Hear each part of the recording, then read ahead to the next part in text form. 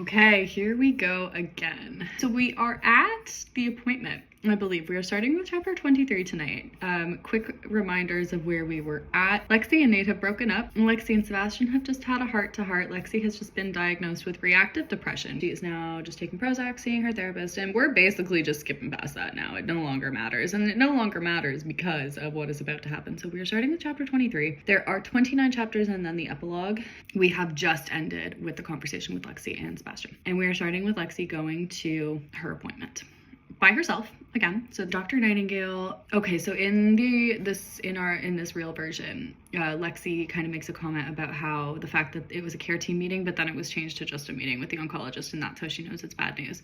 This one says that the bad news is because Dr. Nightingale greeted her at the door to her office. There's nothing about her parents or Ryder or anybody being there for this appointment. It just starts with Dr. Nightingale saying, come on in, Lexi. Lexi's alone. I don't know where her family is at this point. Maybe they're sitting in the hallway waiting for her. Maybe Lexi just drove herself to the hospital. I wouldn't put it past myself at this point that was what I was assuming. Lexi shows up. Dr. Nightingale asks how she's feeling. Lexi says better. Which is very unfortunate. And seeing her therapist, taking her Prozac, somehow it had been helping. I have not said how long this has been. I think it's been a week or two, and Prozac does not work that quickly. But Lexi says she's feeling better. Dr. Nightingale says, I'm glad. Look on her face told me otherwise. What's going on?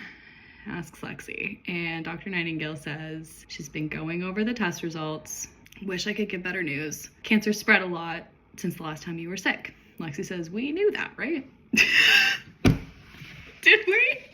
Did we know that? And Dr. Nightingale says, well, we've known that since the beginning. Nobody told Lexi, but Dr. Nightingale knew. That's why we gave you higher doses of chemo, which is what caused your infection a few months back. I mean, the infection caused the infection. The chemo heightened the risk, but the chemo didn't give her the infection. Chemo didn't work the way we wanted it to. Hope the transplant would be what you needed.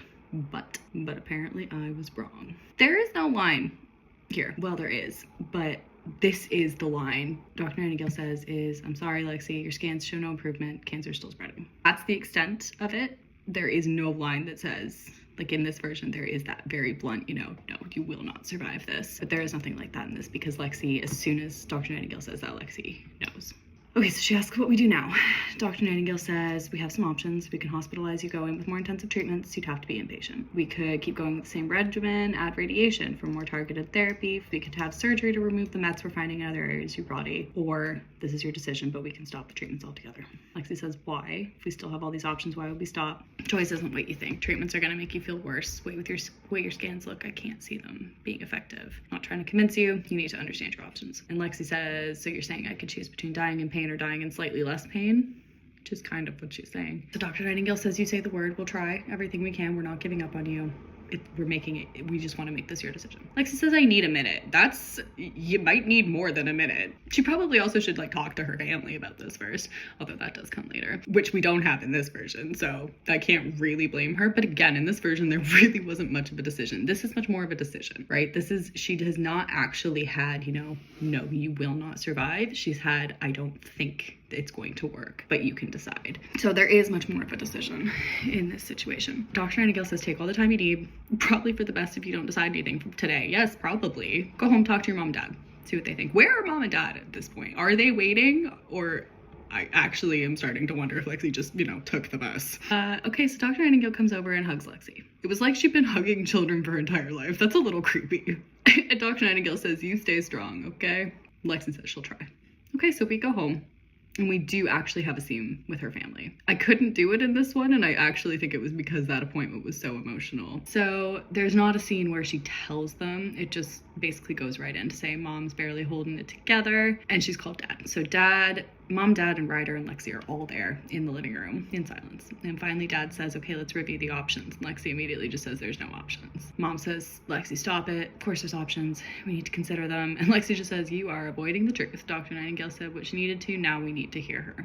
And mom just says, no, we're not giving up this fight. Not yet. Lexi, you're too young. And Lexi goes, it's my decision. Dad says, let's stay calm about this. And then starts trying to talk them down. He goes, Melissa, she's right. It's her body. It's more than that. It's her life. But he's on the right track. But Lexi, your mother just wants what's best for you and this family. And mom goes, oh, shut up. Don't get to play the good guy here. You need to butt out. Let us make this decision as the family you left us to become. Savage.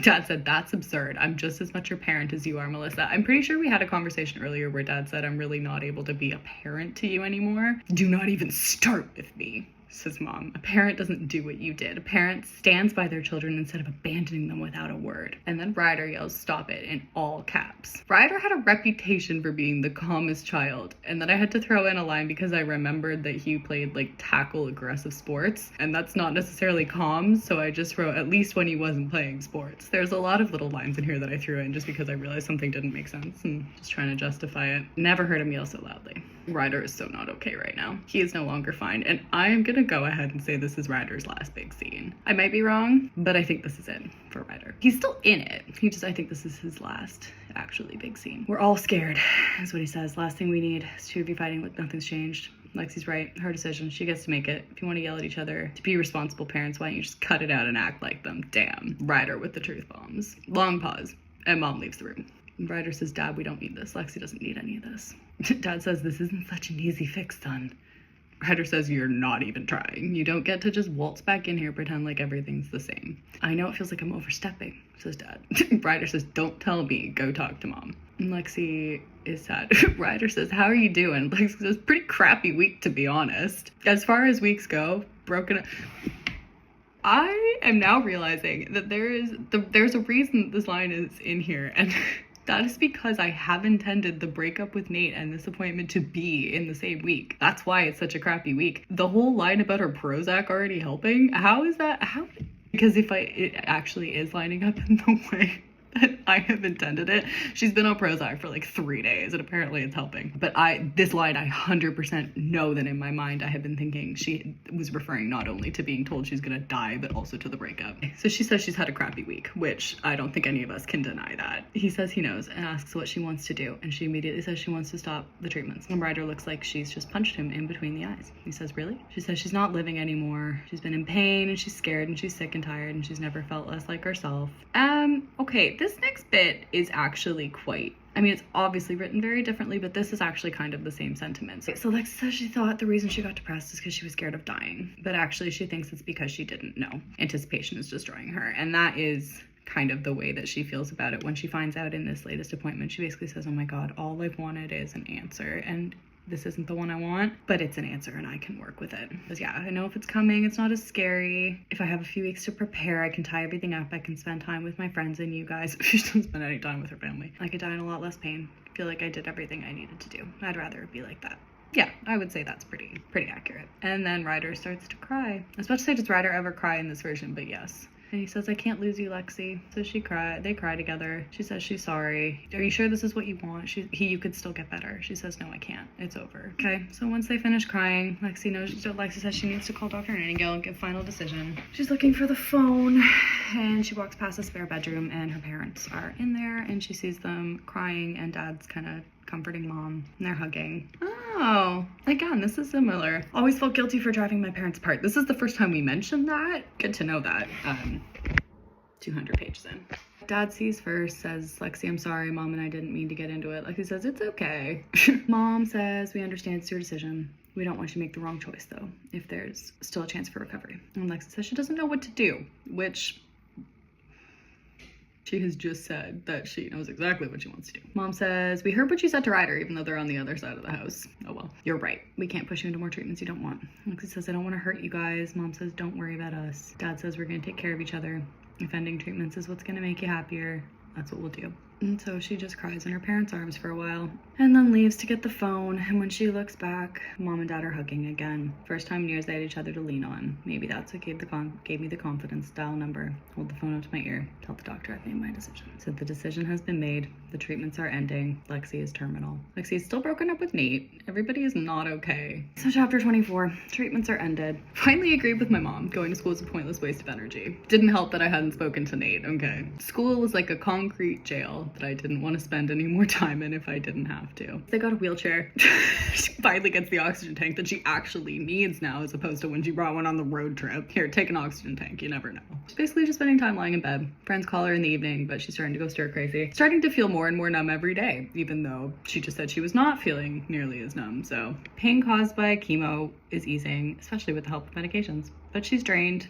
emotionally and physically. She misses Nate, misses her family or her friends, misses school, misses the homework. Mom is on a leave of absence from work. Oh, Dad's at the house now. Dad's staying in the guest room. I guess he does do that in the I don't even know what Dad's doing in this latest version. I don't think Lexi really does either. So far things seem to be going as well as they could have gone. That's in regards to her family, not the fact that she's dying. But the bucket list.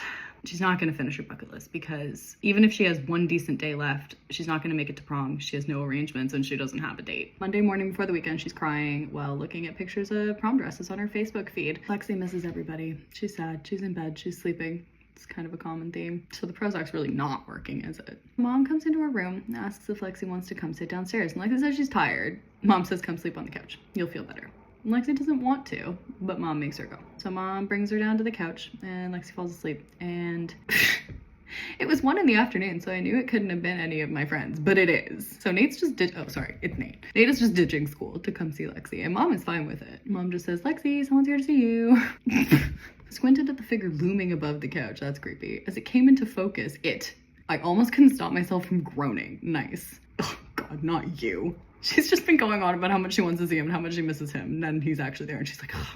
Nate tries to take her hand. She pulls it away. She says she's finally stopped crying over their breakup. Has she? Didn't she just say, well, that was over prom dresses, sorry. That didn't mean by any account that I'd be able to see him without losing it. And she asks what he's doing here. He says, we need to talk. She said everything she needs to say, and he said, I know I've heard it all, and now it's my turn to talk. Which, you know what? Yeah, she really didn't give him much of a chance, did she? She says fine. Okay, so he says he understands what she's thinking. Principal called a bunch of us into the office. That, in my mind, was the gang. Told us the treatments have stopped, so he knows. Lexi says, is that why you're doing this? Doing what? She doesn't actually know what he's doing yet. He says he's doing this because I love you. Can't let it end the way that it did. If you think about it, you'll realize you don't want it to end like that either. She says, what do you want, Nate? I'm trying to protect you. And he says, Lexi, I miss my dad and I'm always gonna miss him, but I can't let that stop me from being with you when you need me. She said, Nate, this is gonna be ugly. Not gonna be the reason you start blocking out your feelings again. You're already slipping. I'm trying to help.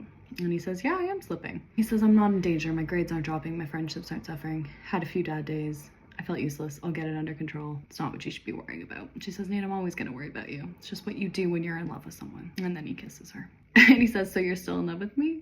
She says, of course I am, but that doesn't change any of this. And then he says, okay, here's what I'll promise you. I'm gonna be okay. I mean it. Losing you is gonna be one of the worst things that'll happen to any of us, but we're not gonna give up on each other. Someday we'll make it okay again. That's all I can promise you. I think that's all you really wanted to hear. And Lexi says she misses him. He says he misses her too. He says we don't have to get back together if you don't need extra stress, but I wanted you to know it. Lexi says, God, Nate, you didn't ask for any of this. None of you did. He says, we'll forgive you. And then he kisses her again. And then he says, so is that a yes? Lexi's like, to what? Did you ask me a question? And he pulls out 2 prom tickets. When did you get tickets? She reaching out to touch them gingerly. Is that real? She pokes the ticket.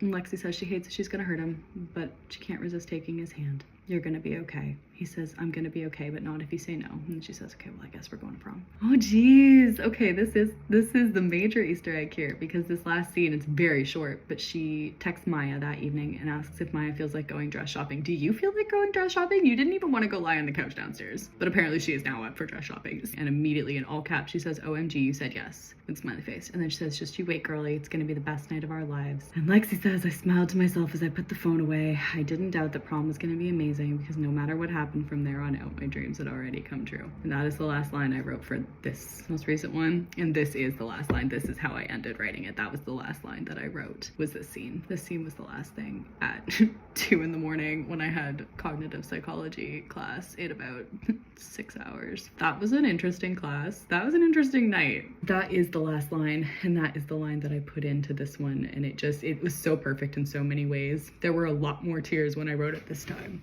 I don't think I cried that night. I think I almost did, but I don't think I actually did. So we've now gotten to prom.